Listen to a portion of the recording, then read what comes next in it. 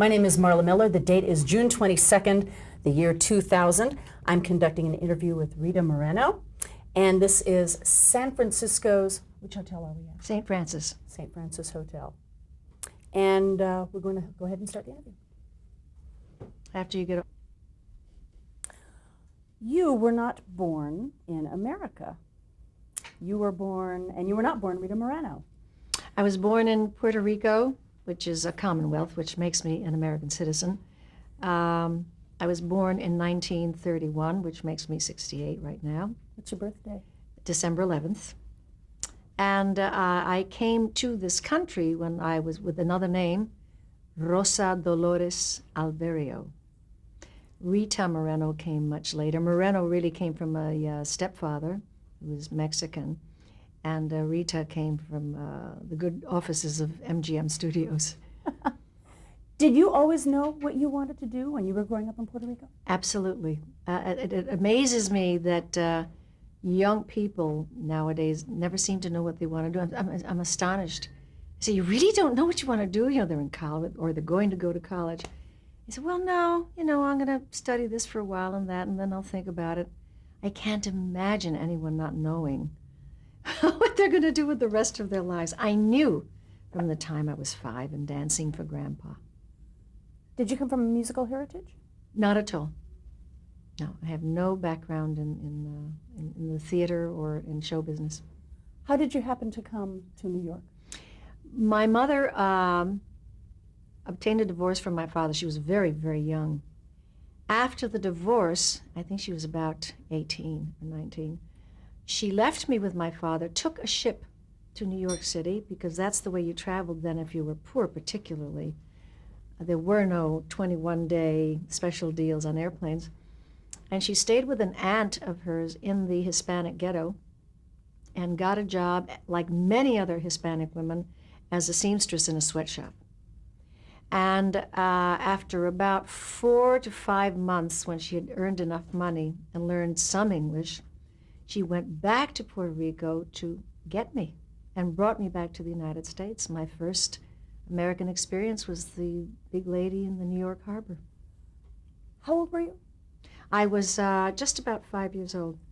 So you started school? I started kindergarten when I was 5 that year, not knowing one word of English, in a time when bilingualism was not even the word practically didn't exist, and nobody could care less that you spoke or didn't speak the language. You just really had to sink or swim in those days.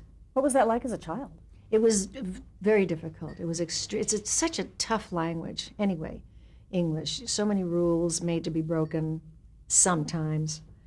And it was extremely difficult for us. And that plus the harshness of the weather was a shock.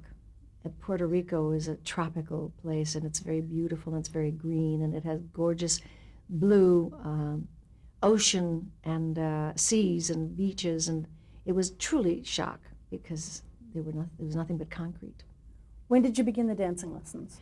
I began those pretty soon after I arrived in the United States. A friend of my mother's who was a Spanish dancer saw me dancing to a record, because I used to do that all the time for Grandpa in Puerto Rico, and she said, really, Rosita ought to take some class.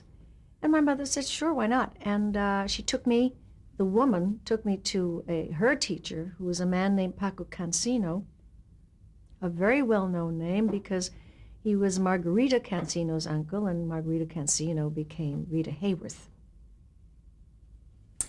And how did you go from dance lessons to a professional career? You started very young.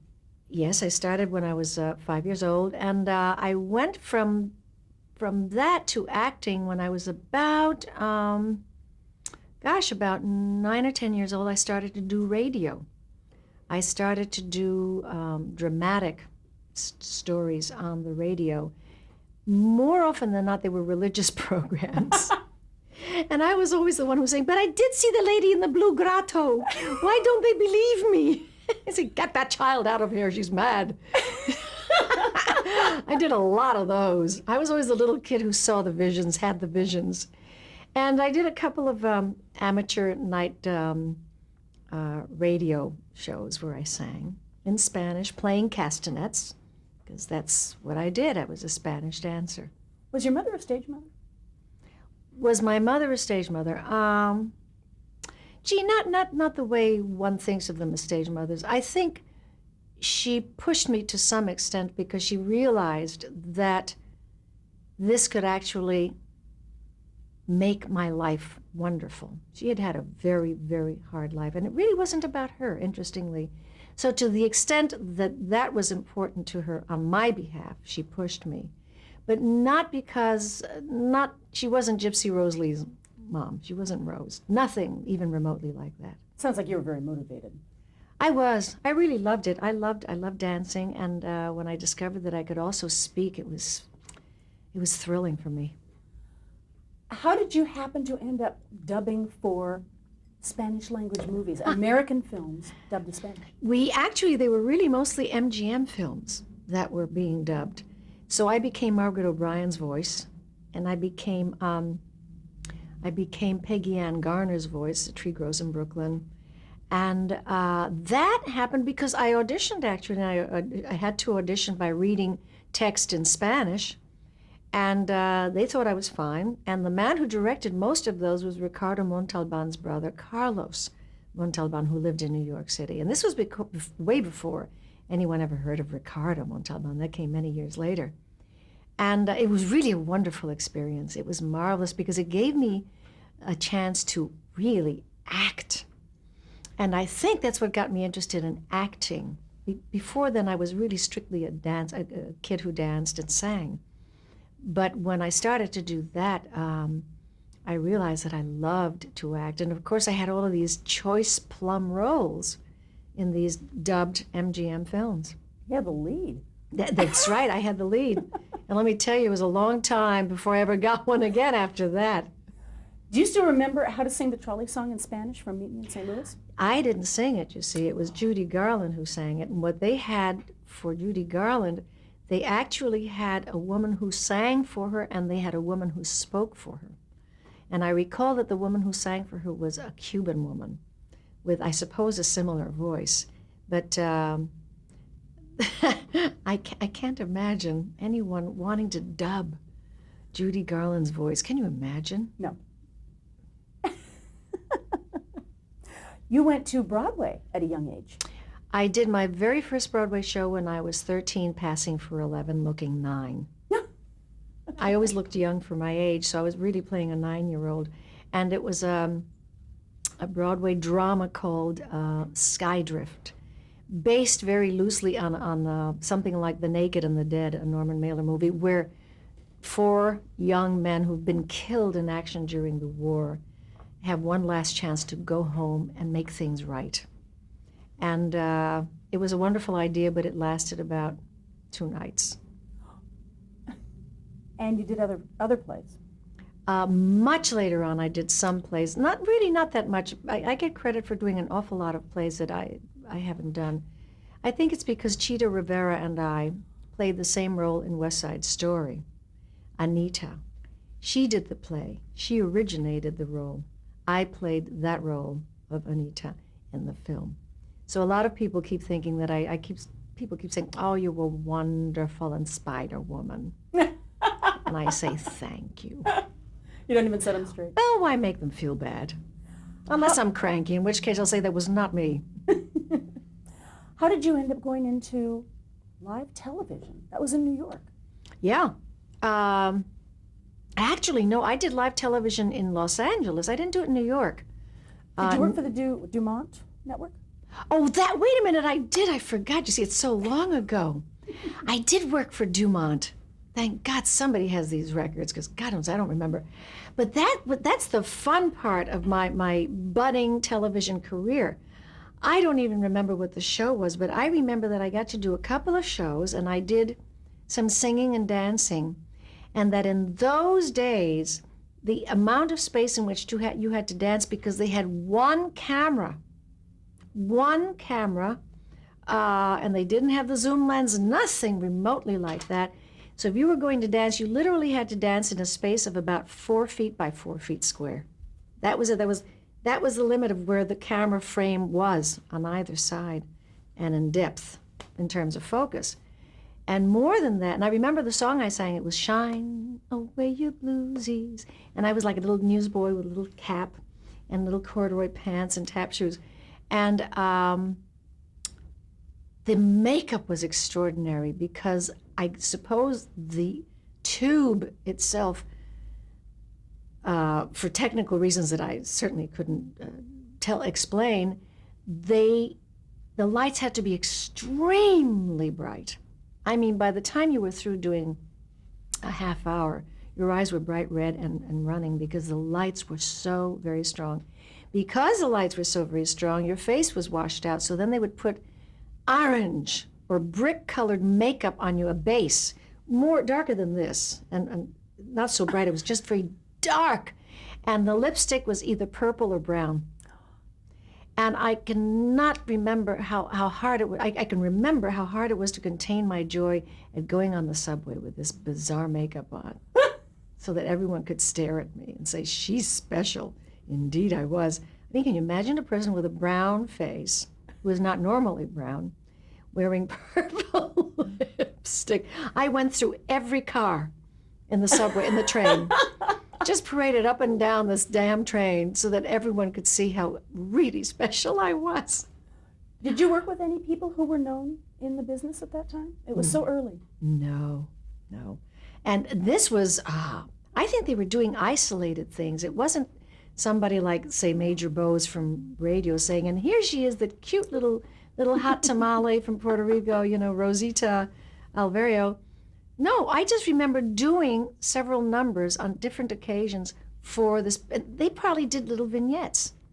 And for whomever had television sets at that time, I really feel like a dinosaur, my God. I guess I am. I guess they would just record whoever was available who wanted to do stuff like that in different little vignettes, and they would use them as vignettes. Because I don't think that there was, I certainly don't think there was 8-hour-a-day airtime. I can't believe that there was. At this time, I was about 8 or 9, something like that. Yeah. Do you remember the first time you saw television?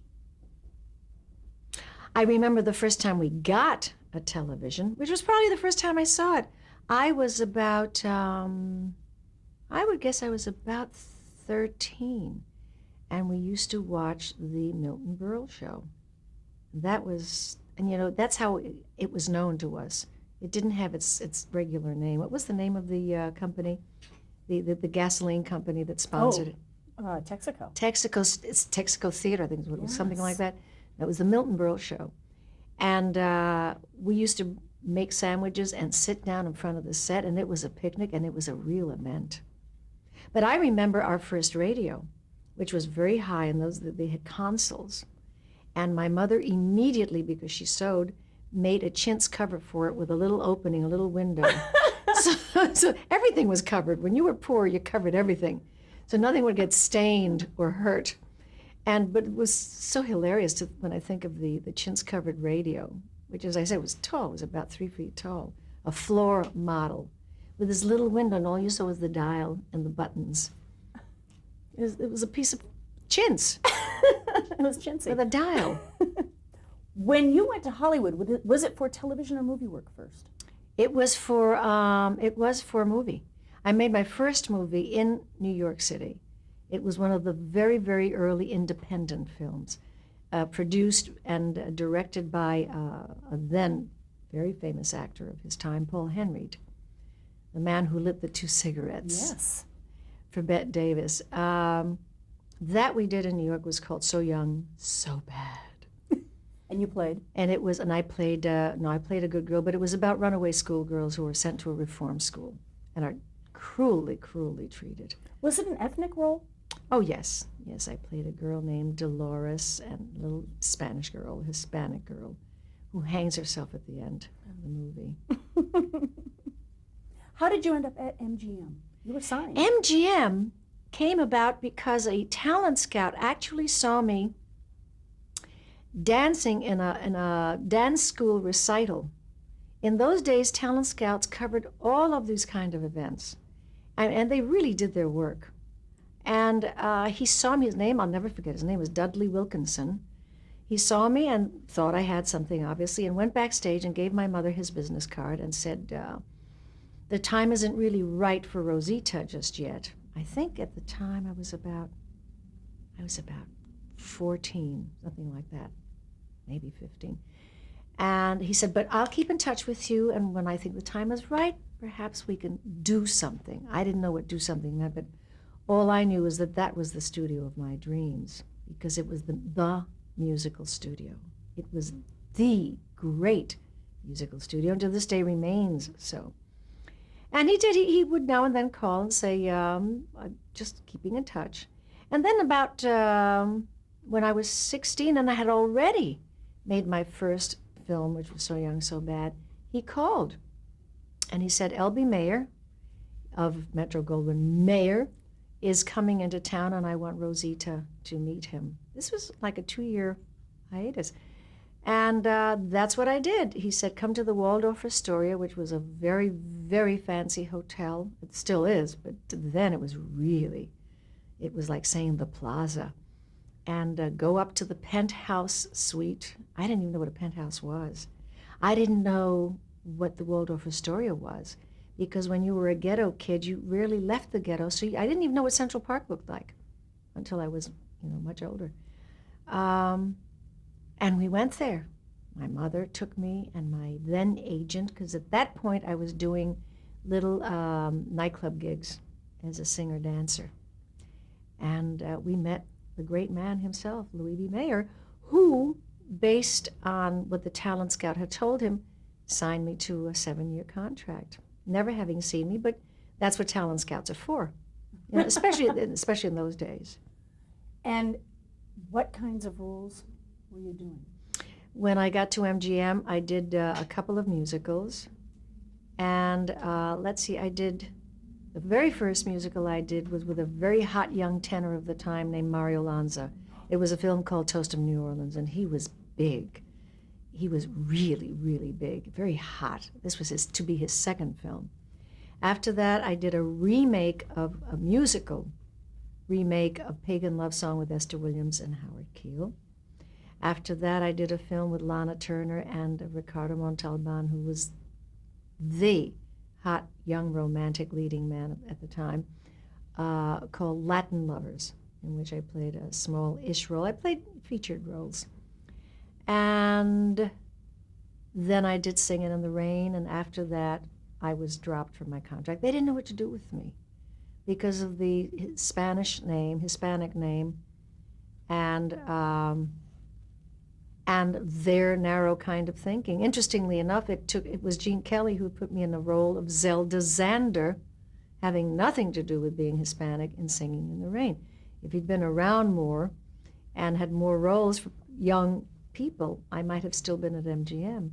But the powers that be just said, well, we don't know what to do with her. So they dropped me. Were you bitter? I wasn't bitter. I was wounded beyond all description. It was like Daddy saying, I don't love you anymore. That studio was my daddy, because I didn't have one. And that became, my family. I had my mom, of course.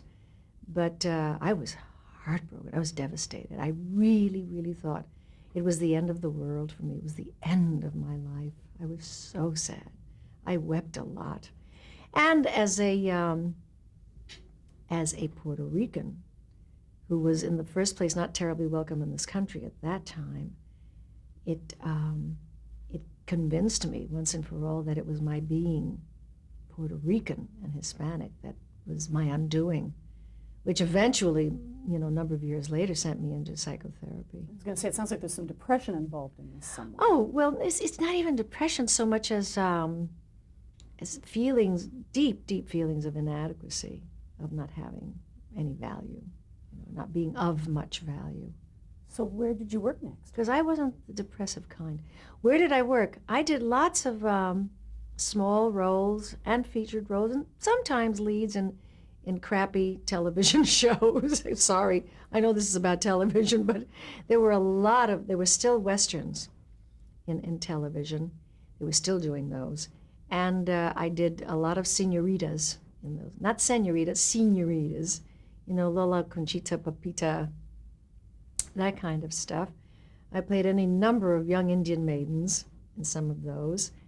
And then as I got a little older, I did things like Run for Your Life with Ben Gazzara. In fact, it was Ben Gazzara who reminded me, because I just made a film with him recently, that I did one of his shows. I didn't even remember that. When you didn't, I suppose I wanted to forget that I did some of those. I did Father Knows Best as a guest star, but I wasn't a star, far from it. But I did a lot of, I did Have Gun Will Travel. I did, oh gosh, what was the other one? Can't remember that, but that was a Western too. You did a lot of live television at one point.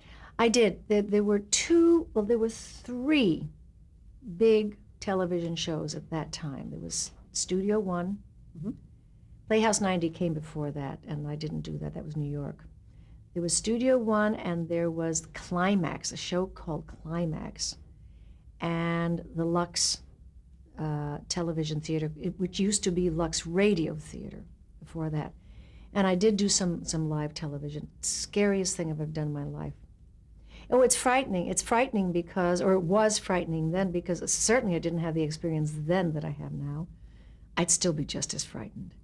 It's like, you know, it's one thing to make a mistake or forget your lines in front of a live audience. There's at most, 1,200 people?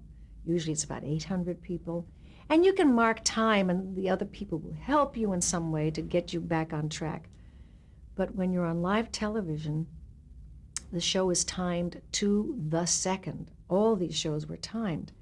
So that if you started to sort of run in place, trying to find where you got lost, you knew that you were endangering the show being cut off before the end actually happened. It was really, the responsibility was immense. And I had some hairy experiences. Everyone, I'm sure, can tell you, hairy live TV experiences. One of them was on the Climax, which were these were these very dramatic shows. And this one, I had a lead, and she was not Latina. And interestingly, during those early times in TV, I didn't necessarily play Latina. I did on filmed television, but not on live. Go figure. I played a girl who was schizophrenic.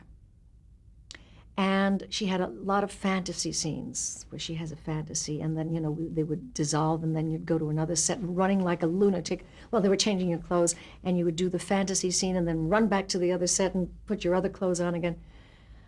And before we were to go on the air, because you would do the whole show as though it were live and on the air.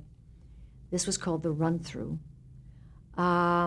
After that, you would spend about an hour getting notes from the director saying, Rita, in that scene, I couldn't hear you well, or you didn't articulate properly, or don't forget that your objective in this scene is to seduce him, and you know, that kind of stuff. Be getting acting directions. Okay, wait, for the climax of that scene, we're going to change tapes.